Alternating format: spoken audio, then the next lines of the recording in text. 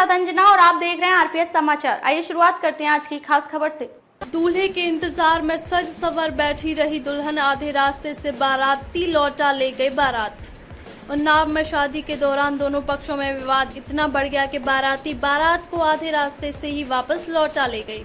इसके बाद दोनों पक्षों के लोगों में निराशा फैल गई। यहाँ दुल्हन का पक्ष उन सभी तैयारियों के साथ बारात का इंतजार कर रहा था और बारात लड़की के पक्ष के मुखिया और मध्यस्थ के बीच विवाद के बाद आधे रास्ते से ही लौट गई। दुल्हन प्रियंका ने बारात वापस लौटने के बाद थाने में जाकर शिकायत करवाई है। दुल्हन ने दूल्हे पर तहरीर में दूल्हा पक्ष पर कई गंभीर आरोप लगाए हैं। कहां का है मामला?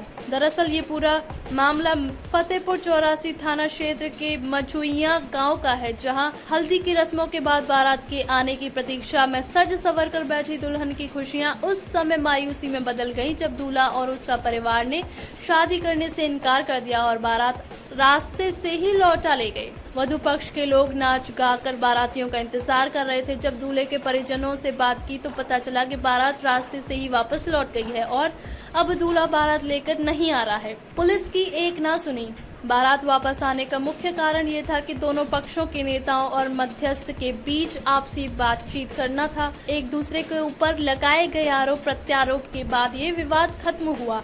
इस घटना के बाद रात को पुलिस ने मौके पर पहुंचकर दोनों पक्षों को समझाने का खूब प्रयास किया, लेकिन शराब के नशे में डूबे जनाती और बाराती पुलिस की एक भी बात मानने को राजी नहीं हुए और अंत में बारात रास्ते से ही लौटा ले गए। पुलिस जांच में जुटी। बारात वापस लौटने के बाद वधु पक्ष अपने नुकसान की भरपाई करने की बात कहता नजर आया, जिसमें वधु ने वर पक्ष पर आरोप लगाते हुए कहा है कि बारात लौटाने का असली कारण दहेज था।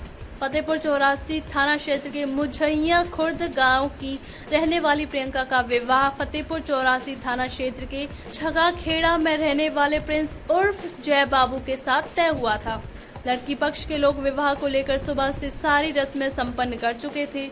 यही नहीं, आज दुल्हन ने थाने में जाकर पुलिस को वर पक्ष और दूल्हे के खिलाफ तहरीर दी, जिसके बाद पुलिस पूरे प्रकरण की जांच में जुट गई है।